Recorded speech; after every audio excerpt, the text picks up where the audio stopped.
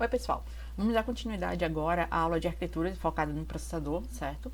E conversar sobre o caminho didático, que é como é que essa instrução ela é executada dentro de um processador, qual é o caminho que ela passa, como é que eu consigo controlar todos os elementos para permitir que sequencialmente, por exemplo, uma instrução seja executada, em que estágios ela vai passar para poder sua execução ser realizada, certo?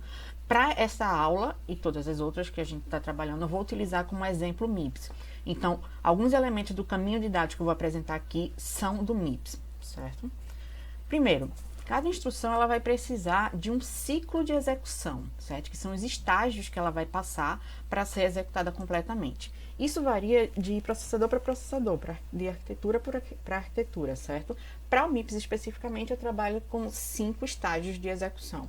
Okay? Onde esses 5 são buscar a instrução, que é quando eu leio de um buffer específico, certo? Que é o PC, qual instrução vai ser executada.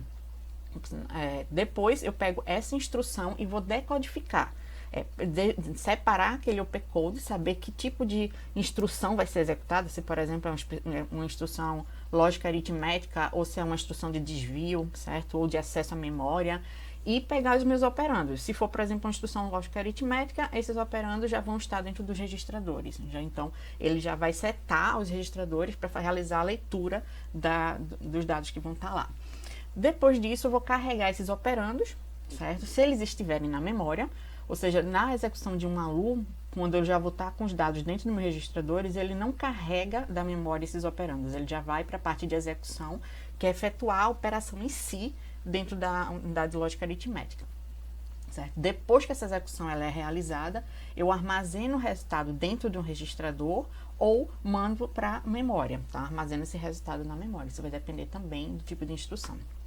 Aqui está a arquitetura uma visão bem alto nível da arquitetura do MIPS, certo? Onde ele vai ter a memória, que está representada aqui pela cache de instrução e instrução, a unidade de controle que eu comentei no iniciozinho da aula, que vai configurar cada um desses elementos para permitir que uma instrução seja executada do início até o fim, sendo utilizando cada um deles. Vou ter os registradores. Eu deixei aí bem marcado 2 registradores, na verdade, um registrador que é o PC e outro banco de registradores que vão ser utilizados, onde vão ficar os operandos em si. O PC, como eu comentei, é o registrador que informa qual é a próxima instrução a ser executada. Tá? Essa execução ela vai se passar para a unidade de lógica aritmética, que vai executar a operação em si, certo? E o retorno dele pode ficar no registrador ou ir direto para a memória também, certo? Sai do registrador logo para a memória. Os elementos que eu tenho nessa arquitetura são elementos combinacionais e sequenciais. Tá? Nos elementos combinacionais, eu tenho a execução e o resultado daquela minha ação em um ciclo de clock. Tá? Então, como tem um exemplo aí embaixo, quando esse meu clock está, a subida do meu clock, eu saio do estado 1, executo essa minha lógica combinacional e na subida do próximo clock, eu já entro no estado 2. Então, eu tenho já o resultado dentro delas, tá? Nesse tipo de elementos, ele vai estar, o que a gente chama de trigado no clock, na subida ou na descida dele, tá? Como resultado. E os elementos sequenciais, que são, um grande exemplo deles são os registradores, são os elementos de memória, tá? Que eu armazeno essa informação por mais de um ciclo do meu clock, certo? E por armazenar depois mais de um ciclo, normalmente eu tenho um delayzinho desse armazenamento, como está no exemplo aí, certo? Eu tenho a informação, assim que o clock sobe, tá? Que eu tenho essa subida do clock, a informação é repassada para o meu registrador, vai ser escrito nesse meu registrador, certo? Vai. Em algumas arquiteturas, eu consigo executar toda uma instrução dentro de um único ciclo de clock, certo? Daí esse ciclo de clock normalmente vai ser relativamente longo, o que diminui, vamos dizer assim, o desempenho dele, de certa forma. Desempenho a gente vai conversar um pouco mais detalhado futuramente, certo? Porque tem várias variáveis que podem definir o que realmente foi o desempenho, se ele está bom ou não. Mas no sentido do clock, que é o que a gente falou até agora, por enquanto, eu diminuiria, porque o meu clock seria um número muito mais baixo. Eu teria um período grande de execução dessa minha instrução, para poder realizar tudo, desde pegar da memória, definir qual é a instrução, decodificar, pegar da memória, depois dos registradores, passar pela unidade lógica aritmética, armazenar no registrador ou na memória. Então, isso tudo dentro de um período de clock, ele me garante uma execução toda, porém, um clock ele vai sair muito mais baixo. Como vocês podem ver aí, eu teria que passar por todo esse caminho até tal resultado, e o meu clock seria definido por ele caminho inteiro, certo? Nesse caminho de dados, eu vou ter unidades funcionais que vão operar com os meus dados ou conter os meus dados. Operar como a ALU, certo? E conter como os registradores e a memória, ok? Alguns elementos comuns na arquitetura do MIPS é um registrador específico, que é o PC, o meu conjunto de registradores ou banco de registradores, tá? Que tá aí o hash file, minha unidade lógica aritmética e minha memória. Não sei se vocês já perceberam aí, nessas informações que eu tenho repassado, a arquitetura do MIPS ele vai trabalhar com duas memórias, certo? Que é uma memória de instruções e uma memória de dados. Isso, ele faz com que utilize essas duas memórias separadas para me permitir, em um único ciclo, eu conseguir acessar, pegar um dado e até colocá-lo na memória também, tá ok? Então, para passar desde o PC até o data caching, isso aqui dentro de um único ciclo, então eu preciso dessas duas memórias para me permitir essa informação, certo? Senão eu teria uma concorrência na memória e eu teria que ter uma memória que permitisse uma leitura e escrita simultânea, que não é o caso, certo? Vamos lá, parte por partes agora. O PC, o Program Counter, ele vai indicar qual é o endereço da próxima instrução a ser executada, ou seja, daquela instrução que eu tenho que executar, para pegar na memória de instruções a instrução do momento, certo? A definição do valor que vai estar dentro desse PC, ele vai variar. Se eu seguir uma execução sequencial de um programa, certo? Esse sequencial vai me fazer simplesmente que eu incremente o PC. Como a palavra dentro da memória do MIPS, ele vai ser dividida em 4 partes, certo? Em 4 partes de 8 bits, a palavra que ele trabalha é de 32. Então, seria basicamente fazer um somatório do PC mais 4 para encontrar a próxima instrução, certo? Só que eu também tenho instruções de desvio. Então, no meio do meu programa, eu posso ter um if, certo? Que eu caio no meu else, por exemplo.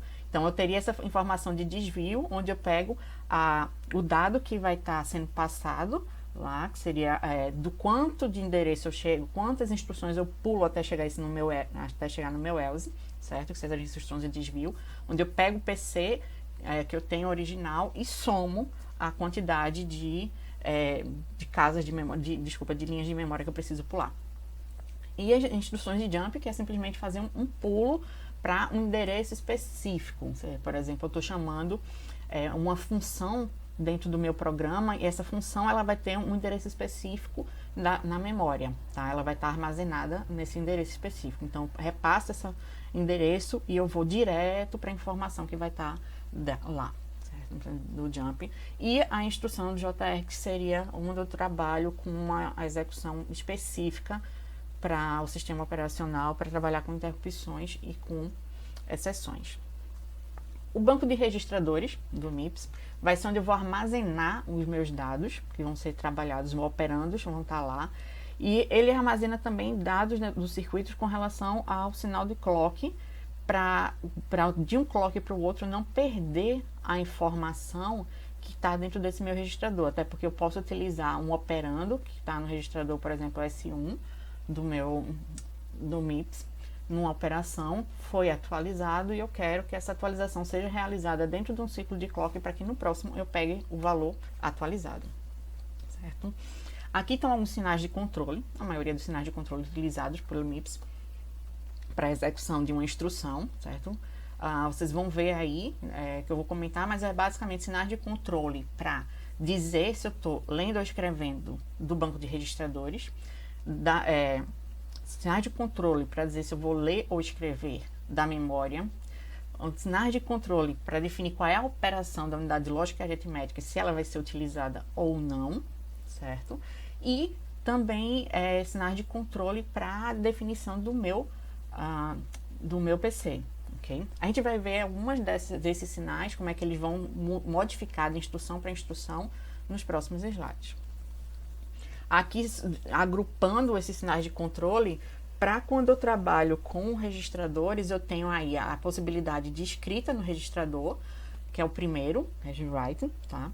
O escrita ou não. O segundo, que é para definir que eu estou escrevendo os registradores, os operandos dentro do meu banco de registradores, certo? Depois também que eu estou pegando as informações de fonte dele. A unidade lógica aritmética, eu tenho que informar se eu estou passando um endereço imediato, tá? Se é um dado imediato, ou se eu estou pegando os valores que estão vindo dos registradores, a função que vai ser executada, certo? E algumas funções especiais dentro dela. Da memória, basicamente, informar se eu estou lendo ou se eu estou escrevendo, e do próximo endereço, como eu comentei, se ele vai ser simplesmente incrementado ou se vai haver algum tipo de desvio, tá?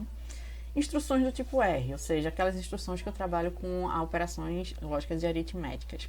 Eu vou ler esse dado do meu registrador, certo? Vai executar a operação lógica aritmética e escrever o resultado dentro do meu registrador, certo? Como a gente já viu, aqui está o formato da instrução, ok? E uma visão dela em linguagem de máquina, no assembly. Vou trabalhar basicamente com os meus registradores, em minha unidade lógica aritmética, não vou pegar nada da memória, certo? Aqui está aquele mesmo caminho de dados, e como é que vai ficar então a parte de controle? Vamos lá. O primeiro passo, o estágio é obter o PC. Para obter o PC, eu vou colocar os sinais de BR-Type PC Source todos para 0, para eu pegar o PC mais 4. Eu simplesmente vou estar incrementando essa informação, PC anterior mais 4, certo? Estou passando para ele. Depois que eu pego essas informações do PC mais 4, certo? Eu vou na minha memória de instruções para pegar a informação de qual é essa instrução. Peguei a instrução está ali, tá? Que é a instrução de adição. Quando eu pego a instrução de adição, ele vai decodificar a operação. Na parte de decodificar, ele vai pegar os 6 bits mais significativos para identificar qual é a operação. No caso, com os 6 bits mais significativos eles estão zerados, significa que vai ser realizada uma operação na unidade lógica aritmética, certo? Esses dados que vão estar dentro da minha instrução, ele já vai definir quais são os operandos a serem trabalhados. Então, os operandos que vão vir dessa minha instrução, eu tenho aí a definição de quais são os endereços dentro do meu banco de registrador que vou escrever, tá? Quais são, desculpa, os endereços no banco de registradores que eu vou ler a informação, tá? Depois disso, vou definir, colocar esse ALU source que está embaixo para 0, porque eu não vou utilizar um valor imediato, eu não vou utilizar uma constante, e sim os dois dados, o RS e o RT, que vão vir do banco de registradores. Na unidade lógica aritmética, vai executar a função. A função é essa daí, que seria, eu coloco um 0 no add sub, que tá, tanto faz o que eu colocar na parte de lógica aritmética, certo? Porque isso vai me definir, eu não vou utilizar nenhuma função lógica nem aritmética. O que eu estou querendo dizer aí com essa informação vai ser uma operação de adição ou subtração, e pelo fn class, que eu pego a partir do fn que veio da minha instrução, tá? Eu vou identificar que é uma operação de soma. Então, como sinal de entrada na ALU, eu vou botar o valor 0, 2 bits que são indiferentes, tá? E 0 para definir o que é uma operação de adição. Realizou a operação de adição, eu vou guardar esse dado dentro dos meus registradores. Como eu vou guardar dentro do meu registrador, os dados de controle da memória vão estar com 0, tanto para o read quanto para o write, porque eu não vou escrever nem vou ler da minha memória, tá? Esse dado vai ser armazenado no meu banco de registradores. Então, nesse próximo passo, data in, data out, eu vou informar que esse dado tem que ser armazenado dentro do banco de registradores, certo? E assim eu finalizo a operação. Vou ficar para essa parte de instruções do tipo I para a próxima aula, para não manter ela tão longa assim. Então, até mais.